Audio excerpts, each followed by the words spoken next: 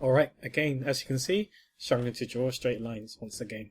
I'm not sure having a small tablet is advantageous or disadvantageous, but the tablet my sister gave to me is smaller than an iPad, and the surface itself where you draw is roughly the size of a postcard, maybe? I decided to add a timer to indicate to you guys how long it takes me to finish each piece. It's not to flex or anything, but I've given myself 2 to 3 hours to finish each one, as I'm worried I might burn out towards the end of the month. But unfortunately for this piece, I actually went over the allotted time that I gave myself, but marginally. I think it was roughly 3.5 hours it took in the end to finish this. The reason why I wanted only 2 to 3 hours is because I want to pace myself and make sure that I actually get to the end, i.e. complete the whole month. And then I will know what is required, the amount of effort and energy is required, and come next year, I will know roughly how many hours I can possibly do each day and still be quote unquote okay by the end of the month. Because I want my work to be consistent throughout the whole month and not like looking good at the beginning and then it just, you can see I start slacking off towards the end of the month. I don't want to be like that. I'm not about that, bruv.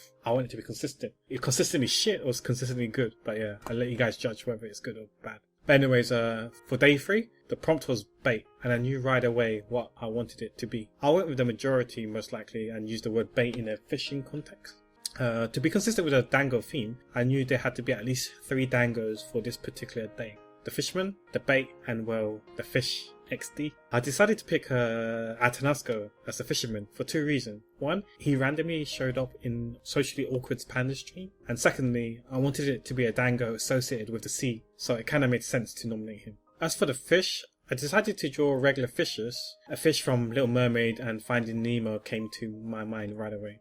Well, I didn't draw exactly, but the colours I chose and selected were from those 2 films. And the dango would be none other than Magic Heart Best Girl.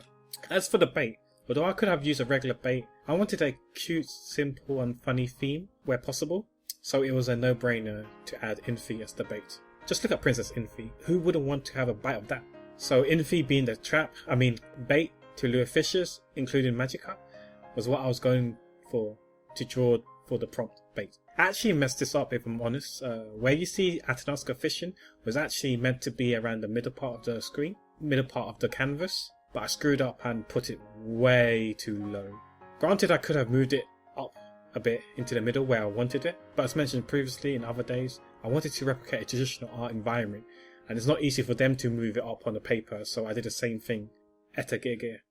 This meant I had massive space up top, which meant I had to fill it up somehow. I decided that drawing additional boats was probably the most appropriate way to make it less bland. Again, I wanted it to be funny and endearing, so I decided to put a dango quote unquote stranded on the boat with the oars drifting away. Chewy hands. Wasn't sure who the poor dango would be, but having recently spoken to Kitchtown on my nice stream, I decided to draw him, so he's included in this video. Anyways, I babbled on for too long now. Enjoy the rest of the speed up.